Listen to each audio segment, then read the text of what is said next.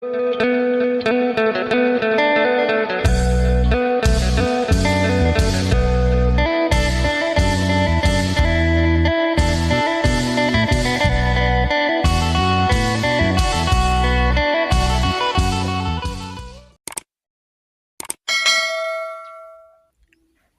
สบายดีและสวัสดีพ่อแม่พี่น้อง FC กันมืดสุขูสู่คนบ่ว่าทางฝั่งลาวทางฝั่งไทยหรือต่างประเทศยินดีต้อนรับเข้าสู่ช่องบ่าวจำม่ำอีกแล้วบ่าวจำม่ำไปส่งโตโน่มาบ่าวจำม่ำซักเครื่องซักของให้โตโน่สาวหลาใหญ่แล้วก็บ่าวทำความสะอาดบ้านตลอดมานี่ก็เป็นเฮือนบ่าวจำม่ำเองเมื่อก่อนบ่าวจำม่ำบ่ได้เป็นบ่าวจำม่ำเลยก่อกับสาวหลาใหญ่2 คนเฮ็ดกันเองเบิ่งในคลิปเบิ่งในYouTube แล้วก็ลงมือเฮ็ดประมาณ5 ปีขึ้นหลังตอนนั้นก็ยังบ่ทันฮู้ยังบ่ทันเป็นพอปานใดบ่มีบ่อนอยู่เลยหาเงินได้เท่าละน้อยเฮ็ดเอา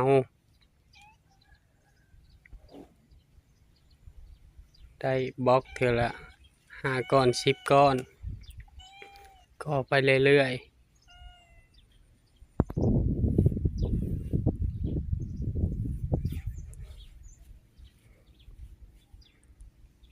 เฮ็ดกับสาวหลาใหญ่แล้วก็แม่บ่าวจำม่ำแน่ช่วยกันบ่มีบ่อนอยู่ตะกี้ลำบากทุกบ่อนที่ซนก็บ่มีน่ะเพราะว่ามีแต่เฮือนมูลเพราะว่าจำม่ำเสียแล้วกันอยู่เซโนดินตอนนี้แม่เพิ่นก็ได้ให้อยู่แต่บ่แม่นของบ่าวจำม่ำยังเป็นของแม่เพราะมีเอื้อยน้อง 4-5 คนยังบ่ทันเป็นของไผเบิดแต่ว่าแม่เพิ่นให้ปลูกอยู่กับสาวหลาใหญ่อยู่กับลูกโตโน่ใช้เบิ่งแม่ยามเฒ่ายามแก่พุ่นล่ะ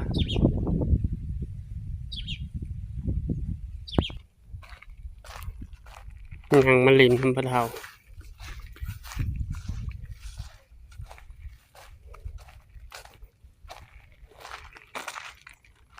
บ่เห็นเพ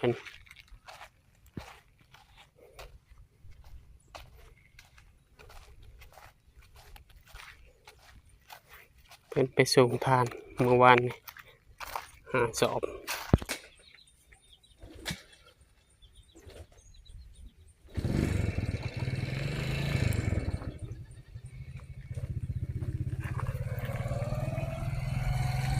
เมื่อแล้ว ถ้าแต่งแล้วเมื่อ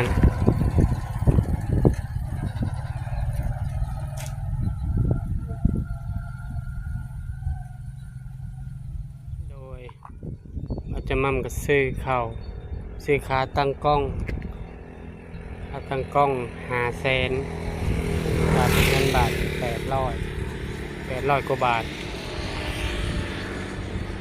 ซื้อข้าวแน่มาลองเบิ่งขาตั้งกล้องใหม่ของบาทจะมั่ม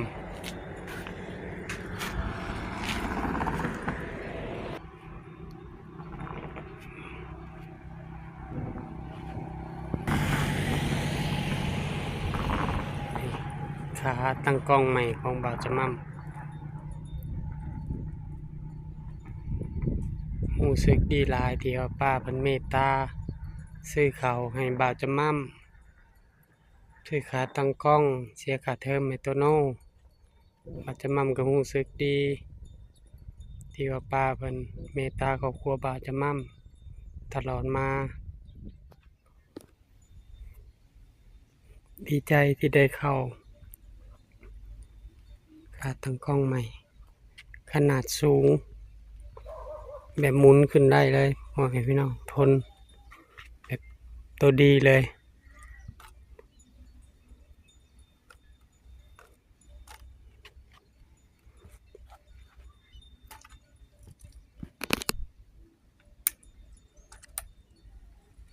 นี่นะเป็นประมาณ1.60 เมตร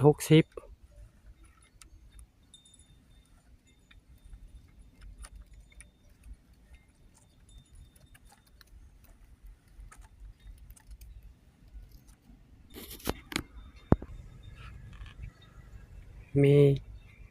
ปุ่มบลูทูธนำนี่เนาะสามารถเชื่อมและกดรีโมทได้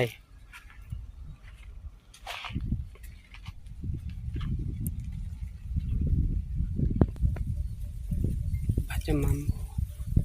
ดีใจแล้วปะนี่ถ่ายคลิปก็สบายมีศพให้พร้อมพายไปเลยสะดวกสบาย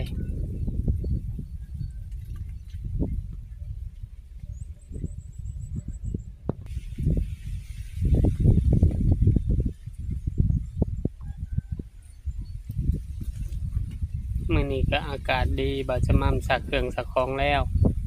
จะมั่มก็ไปซื้อเขาวสักแต่เช้าพุ่นแหละตื่นแต่ตี 5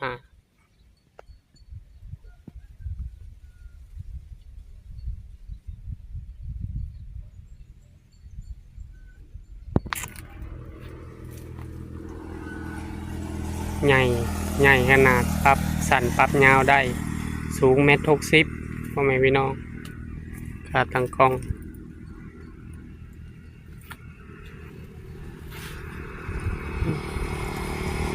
เงียนมือเขาเงียน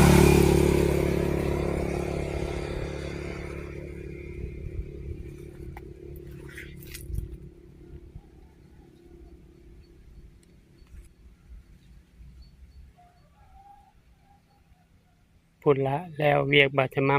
มจึงออกไปหาแม่เฒ่าคำอยู่บ้านใหม่เพิ่นเนาะไปซอยเวียกสร้างคือเก่า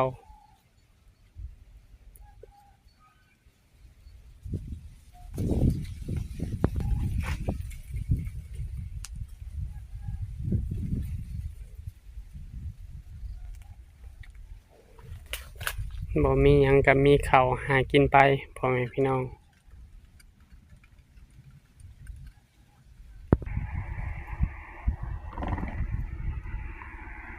ดีใจจนเว้าก็ยังบ่ออกได้ขาตั้งกล้องสูงเกือบซ้ำเบาจะมั่ม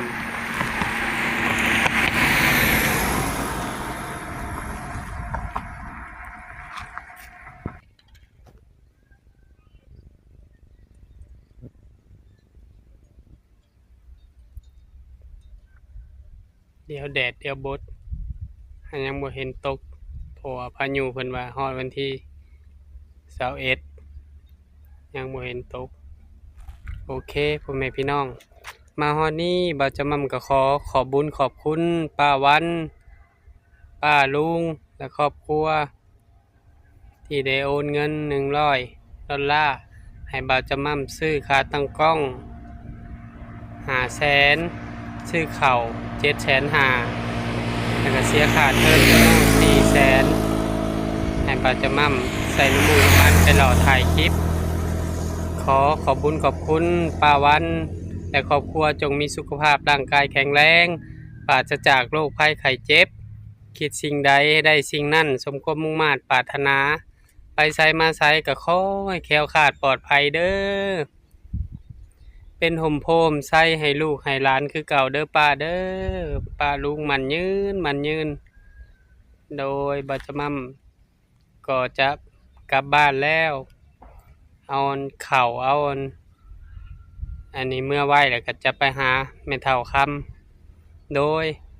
ฝากซ่องบ่าวจะมั่มเด้อฝากเป็นกำลังใจบ่าวจะมั่มกดติดตามบ่าวจะมั่มกดไลค์กดแชร์อย่าลืมกดกระดิ่งเพื่อบ่พลาดคลิปใหม่ๆของบ่าวจะมั่มบ่าวจะมั่มก็ขอบบุญขอบคุณพ่อแม่พี่ๆน้าที่เบิ่งคลิปบ่าวจะมั่มแต่ต้นจนจบโดยบ่ข้ามโฆษณาเพื่อเป็นกำลังใจบ่าวจะมั่มเฮ็ดคลิปใหม่ๆออกมาให้พ่อแม่พี่น้องได้รับได้ชมพี่น้องไปก่อนเด้อเจอกันคลิปหน้าขอกล่าวคำว่าสบายดี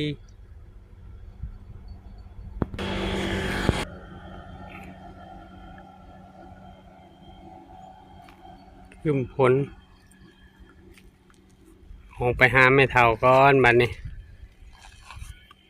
บรรยากาศอยู่หน้าโรงเรียนมข.ใหม่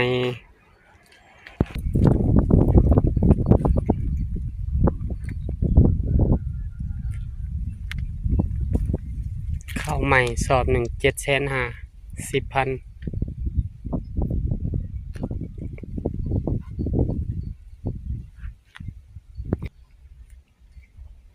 ลุยพุ่นนี่บ่าวก็จะตั้งใจถ่ายคลิป ตั้งใจซอยทุกคนที่ว่าบ้านไกลเฮือนเคียงนั่นแหละก็ได้ซอยกันแล้วก็ซอยสร้างเปลี่ยนสร้างวันเฮ็ดเฮือนให้เท่าคำจนแล้ว